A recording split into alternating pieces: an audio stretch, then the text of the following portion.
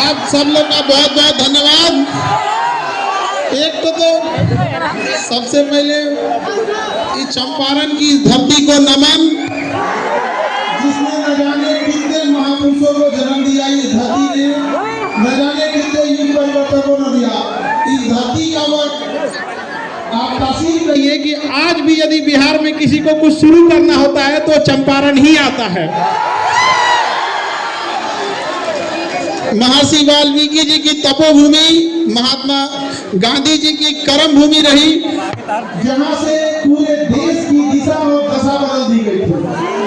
कुछ तो है इस बिहार की धरती में, जो चाहे महात्मा बुद्ध हो, चाहे महावीर स्वामी हो, चाहे महात्मा गांधी हो, आखिर शुरुआत यहीं से क्यों करते हैं लोग? कुछ ना कुछ तो है इस मिट्टी में। और सब जब यहाँ हमारे पास आपके अनिकेत रंजन जी आए हमारे यहाँ और बोले कि मोतिहारी चलना है और आप लोगों की समस्याओं के बारे में जब हमको अवगत कराई, हमने कहा कि हम एक बार जरूर आएंगे।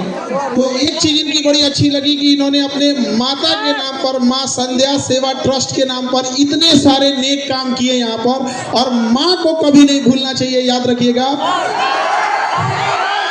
तो अनिकेत रंजन जी, आपको हम इस बात के लिए बधाई और ढेर सारी शुभकामनाएं। आप ऐसे ट्रस्ट के माध्यम से और नेक काम करते रहिए और अपने माता पिता का नाम ऐसे ही रोशन कीजिए और चंपारण की धरती का विकास आगे करते रहिए। जब हमें पता चला कि ये बहुत सारी गरीब लड़कियों की विवाह जो अपने यहाँ से, अपने ट्रस्ट के माध्यम से कराते हैं, अभी हमारे यहाँ आपके पुलिस डिपार्टमेंट में थे तो हमें पता चला कि हेलमेट लगाने के लिए लोगों को प्रेरित करना, ये छोटी छोटी चीजें जिससे आप समाज में बड़ा बदलाव ला सकते हैं यहाँ पर। तो इसके लिए काबिल तारीफ है और आप लोग भी इसमें सहयोग करिएगा यहाँ पर। और हमारे मंच पर यहाँ की मेयर प्रीति मैम, आपका भी बहुत बहुत धन्यवाद। नमस्कार मैम।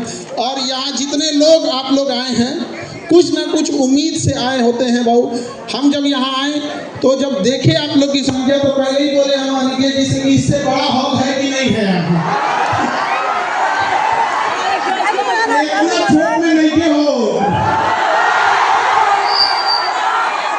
अच्छा हमें तो बोल के जाते नहीं, तो अगली बार आए तो एक से बोर्ड वाले में हम तो लोग व्यवस्था करके रखिए, ठीक है अनिकेत जी? हम इस बात का वचन देके जाते हैं, बहुत जल्दी हम दोबारा आएंगे यहाँ पर। एक वक्त के लिए लगा ही नहीं कि हम कहीं दूसरे जगह आए हैं यहाँ पे। तो सब बताते हैं अगर कोई क्लास नहीं रहता तो आज हम यहीं रुक जाते हैं।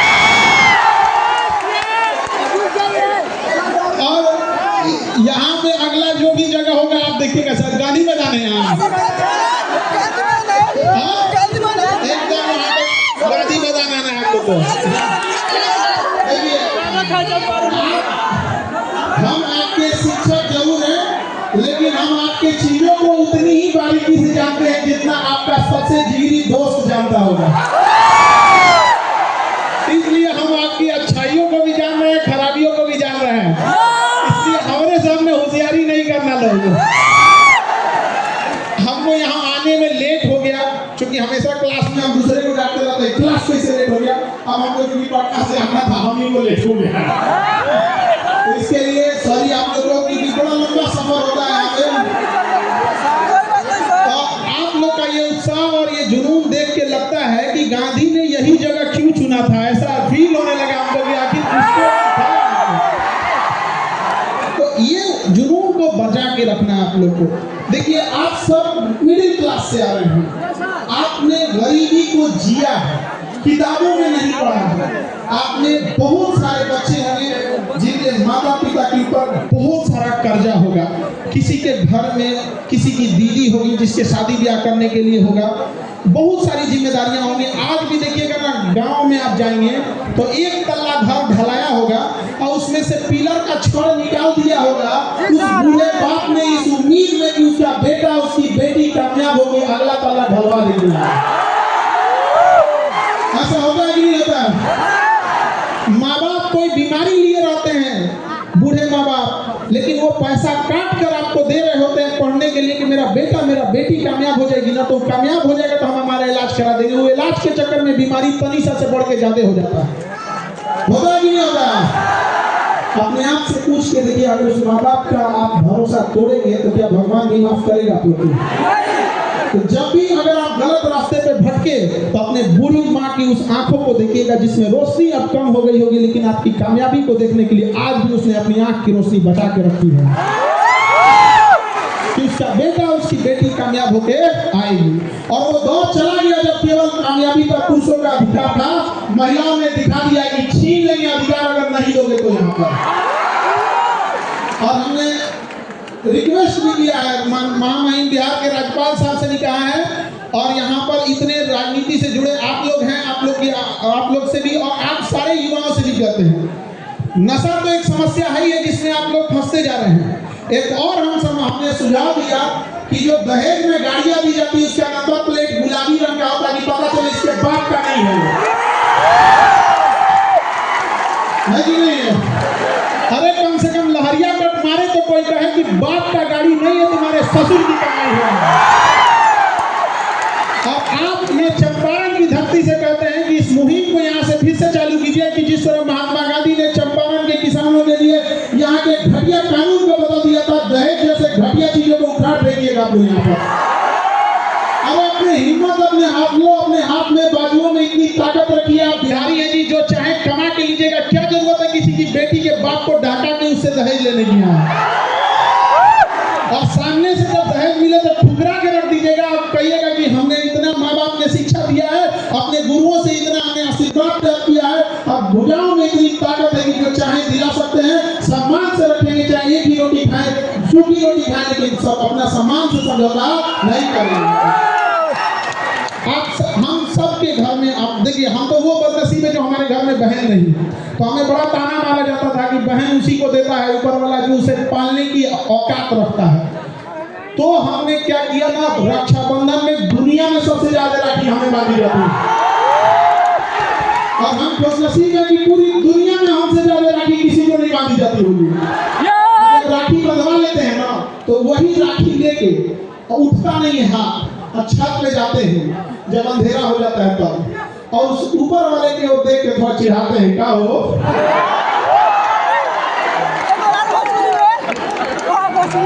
देखा तो ना, एक तो महीना दे लो, देख लो। शायद इसी सब की वजह से हम बिहारी लोग बदनाम हो जाते हैं कि केकरों से टकरा जाता है तो जाते। दुख तो है इस बात का, जब कभी हमें प्रॉब्लम आता है तो कई बार ऐसा लगता है कि काश मेरा भी एक बड़ा भाई होता, और जब कभी घर में कोई बीमार पड़ता है तो फील आता है काश मेरी भी एक बहन रहती। घर को जितना अच्छे से बहनों ने संभाल के रखा है, कोई नहीं संभाल सकता है उस चीज को। और ये आप लड़के लोग को समझ में आएगा जब अपनी बहन की विदाई करोगे तब। विदाई करने के तुरंत बाद जब तुम विदाई करके लौटोगे घर में ना, तो घर की चार दीवारी पूछेगी कि इस घर को सजाने वाली के तो तुमने विदाई करके भेज दिया। तो इज्जत कर लो बाबू, जब तक घर में है वो लड़ेगी चाहे कुछ भी करेगी, लेकिन तुम्हारे लिए हमेशा खड़ी रहेगी तुम्हारे साथ यहाँ पर। तो हमेशा याद रखिए, अपने संस्कार का परिचय दीजिए। यदि शत्रु को हराना है तो शस्त्र उठाना पड़ेगा, शत्रु को हराना है तो शस्त्र उठाना पड़ेगा, लेकिन समाज बदलना है तो हमें अपने शास्त्रों को उठाना पड़ेगा। हम अपने शास्त्र भूल चुके हैं यहाँ पर, तो हमें ये सारी चीजों को एक साथ लेके चलना है। माता पिता के भरोसा को कभी मत तोड़िए। अभी हमने देख रहे थे कि यहाँ बहुत सारे बच्चे नशा जैसे खराब चीजों में उलझते जा रहे हैं। आप समझो बाबू, नशा कोई एक दिन में लगने वाली लत नहीं होती है। आप इसे शुरुआत करते हो च्युइंगम से, आप इसे नॉर्मली छोटे से कैसे स्टार्ट कर देते हो, छोटे से च्युइंगम से, फिर उसके बाद छोटा सा जाते हो, कभी पार्टी फंक्शन में ले लिए कि किसी का शादी ब्याह है, कोई त्योहार है, किसी का रिजल्ट हो गया, मैं जीत गया। ये धीरे धीरे पहली दहलीज है आपके बर्बादी के, किसी को बर्बाद कर देगा। आपका दोस्त कहेगा कि दोस्ती के लिए ये नशा कर लो, उसी में रहिएगा, दोस्ती के लिए छोड़ देना। और उस दोस्त को एक कप नाली का पानी उठा के दीजिएगा, कहेगा दोस्ती के लिए पी ले। याद रखिएगा, ऐसे दोस्त लोहे के में लगे उस जंग के समान होते हैं जो तब तक उस लोहे से चिपके रहते हैं जब तक उस लोहे का अस्तित्व न मिटा दें। ऐसे दोस्तों की जरूरत नहीं है। याद रखिएगा, बहुत ज्यादा गिनती के लिए मत रखिएगा। अरे दोस्त एक जैसा एक ही हो, लेकिन कर्ण के समान हो, अपना हस्ती मिटा दिया दुर्योधन के लिए। अलग बात था कि दुर्योधन गलत था, लेकिन दुनिया आज भी मिसाल देती है कि दोस्त हो तो कैसा कर्ण के बराबर। ऐसा कोई दोस्त ना हो आपका कि जीवन बर्बाद कर दे आपको, धीरे धीरे आपको लत लगाएगा, फिर आप आदी हो जाएंगे उसके, फिर आप उसको पीने लगेंगे। जब आप शराब गुटखा या किसी चीज में जब आपको आदत हो जाएगा, फिर धीरे धीरे आप उसके डिपेंडेंट हो जाएंगे। अब आपको नहीं मिलेगा तो परेशान हो जाएंगे।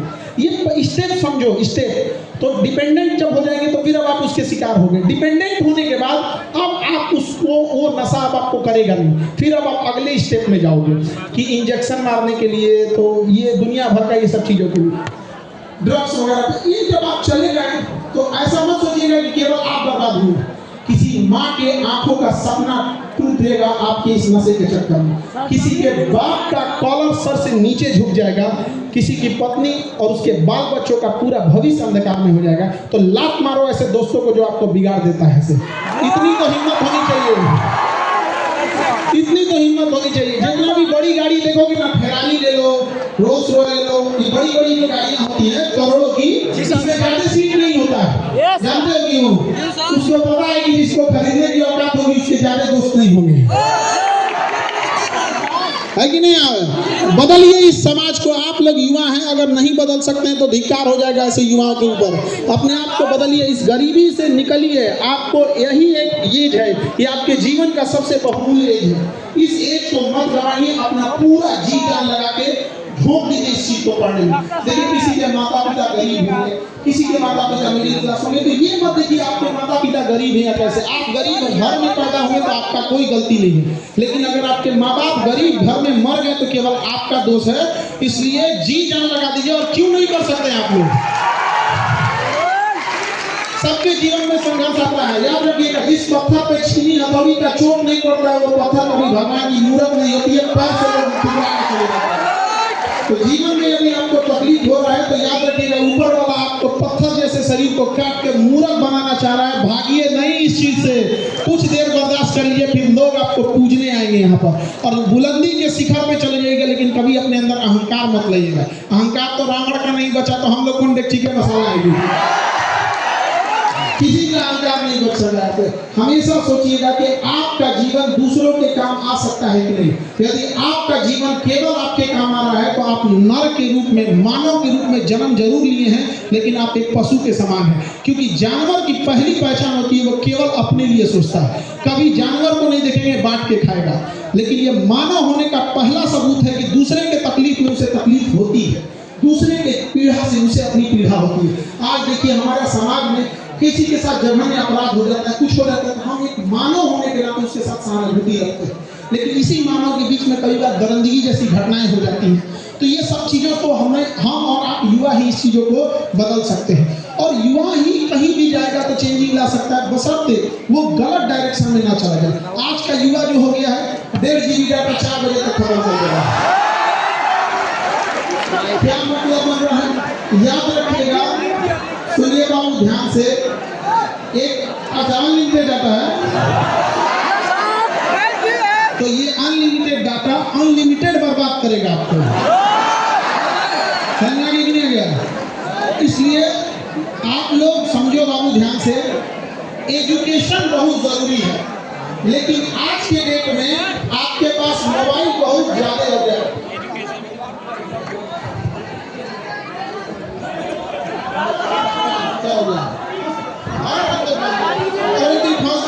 आपको हीरो रहे जाना कपड़ा से मतलब है।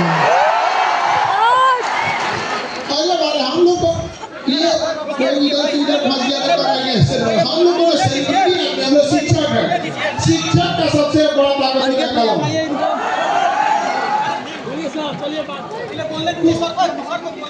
तू क्या बोल रहा है इसमें? भाई काहे का बोलता रहो? थोड़ा भीड़ ज्यादा है तो थोड़ा आप लोग को दिक्कत हो रहा होगा। ठीक है। हाँ होते हैं आप लोग।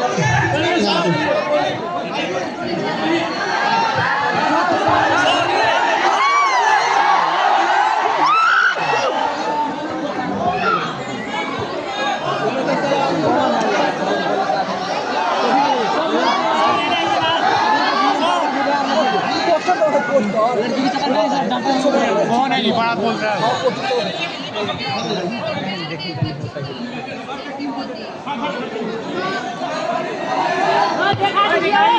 देखिए अब आप देखिए अच्छा हम आपका रख लेंगे, ठीक है, हम आपका रख लेते हैं। देखिए अभी आप सबके हाथ में मोबाइल है और जिस स्थिति में जिस एज में है आप इस एज में एजुकेशन जरूरी है। आप बाबू चाह के भी इस मोबाइल के जंजाल से नहीं निकल सकते, ये हम आपको गारंटी दे रहे हैं, क्योंकि करोड़ों की सैलरी पाने वाले इंजीनियर और साइकोलॉजिस्ट आपके ईमेल को ट्रेस कर रहे हैं कि आपने किस टाइप के वीडियो को पूरा देखा है। यदि आपने कुकिंग की वीडियो को पूरा देखा है तो अगला घसकाइएगा तो कुकिंग से रिलेटेड आएगा। वो 1 महीना टाइम खर्च करके आपके उस ईमेल से 10 से 20 आपके इंटरेस्टिंग टॉपिक को ढूंढा है, आप घसकाते जाइएगा वही आएगा। इसलिए आप उससे निकल नहीं सकते हैं।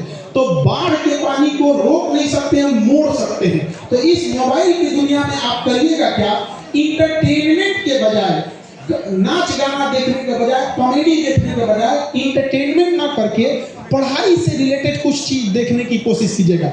जैसे लेजर सर्जरी कैसे होती है, रडार कैसे काम करता है, एनिमेशन वाली चीजें कैसी काम करती है। इसे हम लोग इंटरटेनमेंट नहीं कहते हैं, इसे एजुटेनमेंट कहते हैं। एजुकेशन से इंटरटेन होना, इसे कहते हैं एजुटेनमेंट। तो आप सब बच्चों को कहते हैं कि मोबाइल से दूर होने के बजाय लहरों में वही मिलता है जिसे तैरने नहीं आता है। जिसे तैरने आता है तो लहरें के रास्ते किनारे हो जाता है, नहीं हो जाता है। तो जो मोबाइल अभिशाप बन रहा है, जो डेटा अभिशाप बन रहा है, क्यों ना हम उससे नॉलेज गेन करने में कर लें।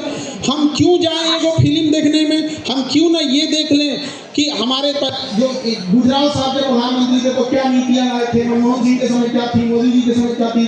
अगर आपको इसमें इंटरेस्ट नहीं है तो इंटरनेशनल रिलेशन देखिए, साइंस देखिए, किसी भी चीज को देखिए, बस आप उसको इंटरटेनमेंट में मत जाने दीजिएगा। वरना जब आप इंटरटेनमेंट में जाते हैं दिमाग आपका संकुचित होते जाता है, और संकुचित दिमाग कभी ज़्यादा लोड नहीं ले सकता है। इसलिए दिमाग का जो स्ट्रेस है ना, इस चीज़ों को अपने आप को कंट्रोल कीजिए। तो मोबाइल की दुनिया से भी आप लोगों को क्या करने की जरूरत है, बाहर निकलने। देखिए कोई भी पुरुष या यंग एज जो है वो बर्बाद किस चीज में होता है, पहला उसे नशा लग गया था, या तो गुटखा, पान, शराब, जो चीज का नशा है, अगर वो नशा में चला गया तो वो सोने की लंका बेच के खा जाएगा, तो भविष्य खराब कर देगा। किसी लोहे को बर्बाद करना है तो जंग लगा दो, और पुरुष को बर्बाद करना है तो उसे नशे का लत लगा दो। दुनिया की कोई ताकत इसे नहीं बचा सकती है। याद रखिएगा, नशा में जाना आसान, जाने से पहले रोकना आसान है। एक बार लत लग गया तो छोड़ना बहुत मुश्किल है, बहुत ज़्यादा मुश्किल है यहाँ पे।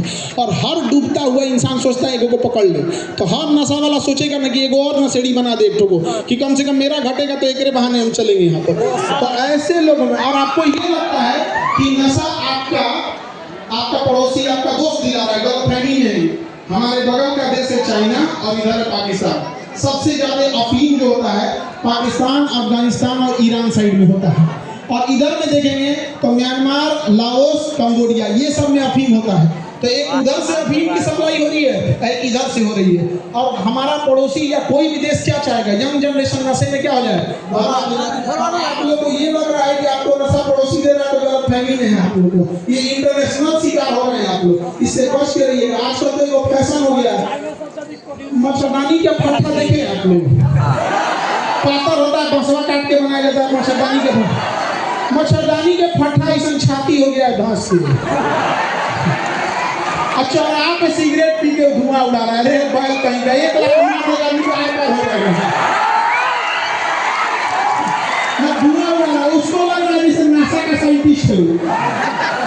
मानसिकता उसको कितना नीचे लेके चला गया है। बच बचा के रहिए इस सब चीजों से, पढ़ाई में अपना जी जान झोंक दीजिए। यंग जनरेशन है और सारे बच्चों से कहते हैं पढ़ाई लिखाई करके जब नौकरी हो जाए तो नौकरी के बाद नौकरी के सैलरी के भरोसे किसी को नहीं रहना है, सैलरी के भरोसे किसी को नहीं रहना है। जितनी सैलरी उसका 10 गुना ज्यादा बिजनेस करके कमाइएगा, आपको पैसा कमाने का बराबर अधिकार है जितना अंबानी अडानी के लड़के को उतना ही है। लोग कहते हैं कि नौकरी करके कितना मिलेगा। नौकरी हम लोग पैसा कमाने के लिए नहीं, बल्कि समाज के ऊपर जो कलंक लगा है, हमारे यहाँ उतना संसाधन नहीं है, तो समाज को दिखाने के लिए है, ताकि माँ बाप को भरोसा हो जाए कि हम बच्चों को पढ़ने के लिए भेजे थे तो पढ़ के दिखा दिया। उससे ज्यादा आप लोग बिजनेस से करिएगा, स्किल सीखिएगा, चाहे जो भी स्किल सीखना हो आपको।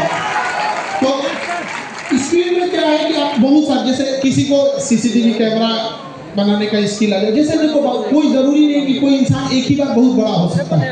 हर इंसान छोटे से शुरुआत करता है और धीरे धीरे बड़ा होता है। तो पहले धीरे धीरे सोचना, अपने आप को इंडिपेंडेंट होना। कैसे आप क्या कर सकते हैं, इंडिपेंडेंट हो सकते हैं। हम लोग शुरू किए थे तो होम ट्यूशन से पढ़ाना चालू किया था। एगो लड़का तो रिजल्ट नहीं आता था, उसको पढ़ाएंगे तो टॉप 10 में आने लगा क्लास में, नहीं तो इसे फेल होता था।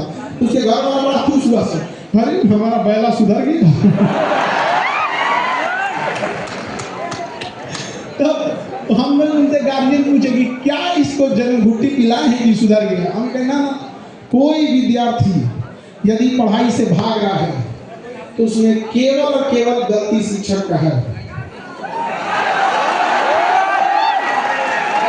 हम बोलते हैं, हम शिक्षकों ने विद्यार्थी का टेस्ट लेकर उसे फेल करते जाते हैं। जिस दिन ये विद्यार्थी शिक्षकों का टेस्ट लेना चालू कर देगा ना, याद रखिएगा ये मर्यादा में अभी झुका हुआ है।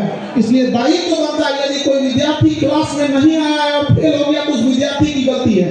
लेकिन क्लास में बैठ के आपके पढ़ाने के बाद अगर फेल हो रहा है, आपके पढ़ाने के बाद उसको समझ में नहीं आ रहा है और भाग रहा है, तो किसकी गलती है? शिक्षक की गलती है। खाना परोसने के बाद यदि कोई खाना छोड़ दिया तो सरासर इस बात का गवाह है कि खाना अच्छा नहीं बना। वरना खाना अच्छा तो बनेगा तो छोड़ेगा ही नहीं। लोग कहते हैं उंगलियां चाट दिया यहाँ पर, है कि नहीं? यहाँ पर इसलिए एक बार हम पूरे कई बार शिक्षक लोग हमसे नाराज हो जाते हैं। हम ये कहते हैं कि बच्चों के पढ़ने के लिए यूनिवर्सिटी है, बच्चों के पढ़ने के लिए यूनिवर्सिटी है।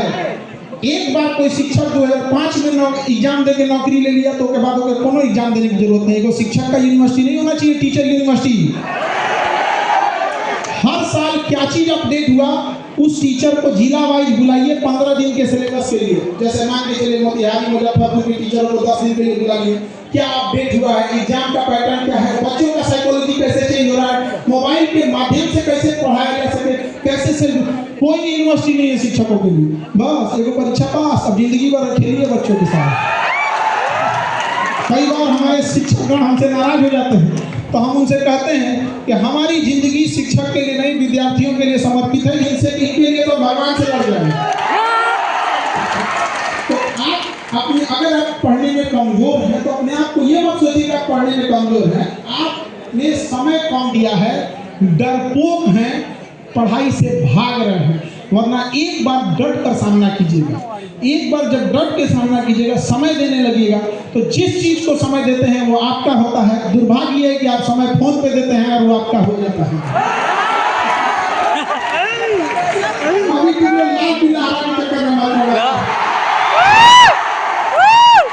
पढ़ाई लिखाई करो, नौकरी करो। तुम्हें नौकरी ढूंढना है, जिसके चक्कर में पड़े हो माँ बाप खोज देंगे। अगर ढूंढना ही है तो अपने ट्रेनिंग कॉलेज में ढूंढ लेना। समझ में नहीं आएगा, एक के डिपार्टमेंट में दिक्कत ना होगा। और डिपार्टमेंट भाई है अपने आप की शक्ति को पहचानिए। हर युवा के अंदर एक यूनिक शक्ति है। कोई आप में ऐसा बच्चा होगा जो पढ़ने में बहुत तेज होगा, लेकिन एक्चुअल में उसके अंदर एक छिपा हुआ बिजनेसमैन होगा। वो भले नौकरी ले लेगा, लेकिन एक समय के बाद वो छोड़ छाड़ के बिजनेस में चल जाएगा। अपने आप को पहचानना। बजरंगबली के बाद बड़ी शक्ति थी, पहचान ही नहीं पा रहे। जामवन जी ने उन्हें क्या किया, आभास करा।